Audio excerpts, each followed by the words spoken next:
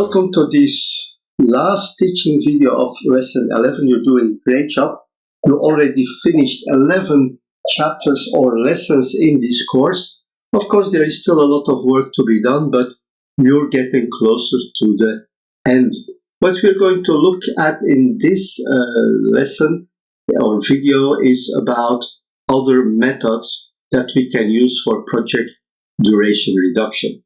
What are these other methods? First of all, I will give you an overview. Then we look at adjusting the resource allocations. We look at changing dependencies. We can increase the project budget. We reduce the project scope.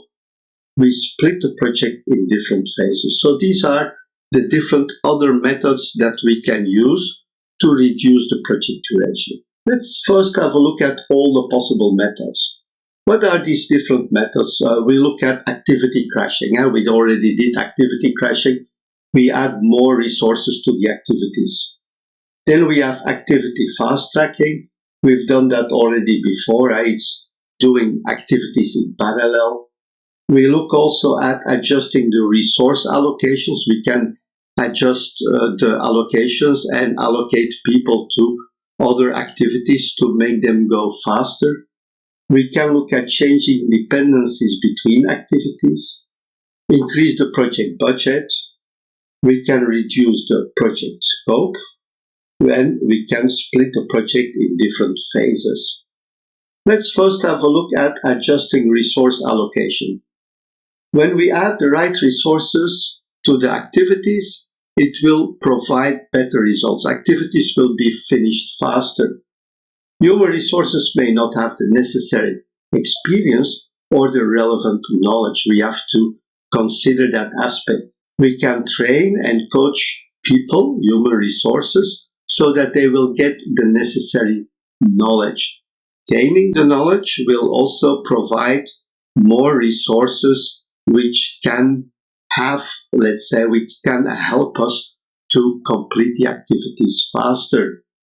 Other resources like equipment and materials may also influence the time to complete the activity. So we can look at better equipment, or we can use different materials.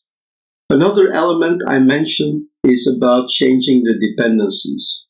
We can change dependencies as long as they are not mandatory. In some cases, we can not change the dependencies, and we have to understand which dependencies or which activities are applicable. Mandatory dependencies must be executed in a specific order. Think about installing a septic tank without digging the hole first. It's not possible. Although we can already put some elements in that septic tank or in the equipment that we want to put in the ground before we dig the hole. So there are some elements that you must evaluate. Some dependencies can be changed even when best practices has taught us that a specific order reduces risks and guarantees the best performance.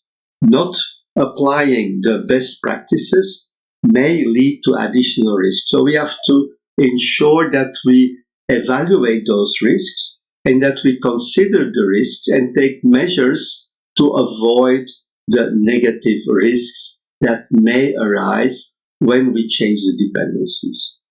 Increasing the project budget, we look at the domain of the triple constraint, and here we are a little bit dependent on the driving factors of the project.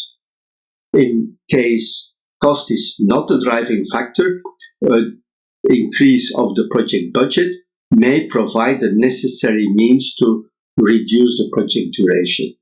We can also reduce the project scope. When we look at the waterfall project, the scope has been defined at the beginning and has been agreed upon in the scope statement.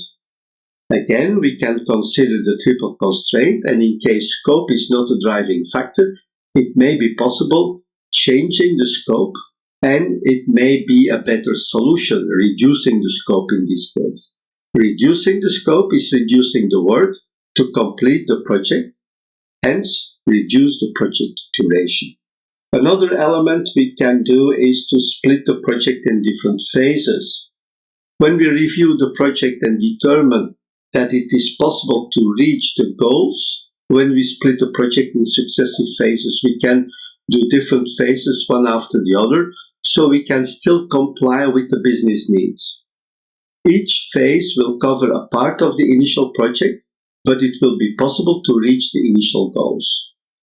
And that's it for the last teaching video in lesson 11. That's all for this presentation, for this video, the last teaching video of lesson 11. I'm looking forward to seeing you in our next videos. Thank you and bye-bye.